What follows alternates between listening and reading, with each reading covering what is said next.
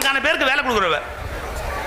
அந்த குத்து விளக்கு ஏத்துறதுக்கு போகும்போது அவங்க வாத்தியார அவ பார்த்துட்டு அவரை கூப்பிடுறா, வாங்க வாங்க நீங்கள் நானும் சேர்ந்து விளக்கேற்றலாம் அப்படின்னு.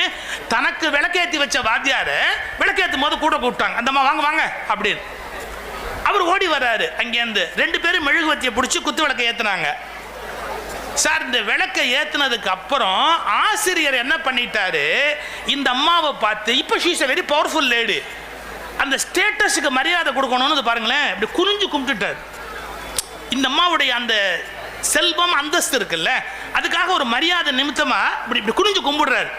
அந்த அம்மா உடனே 2 கையை விலக்கி அவரை கும்பிட விடாதபடி தள்ளிட்டு அடுத்த காரியம் பண்ணா, டபக்குன்னு புடவையை எடுத்து இப்படி சுத்தி காலில் விழுந்து கும்பிட்டா. சார், இன்னைக்கு அவ கோடீஸ்வரி.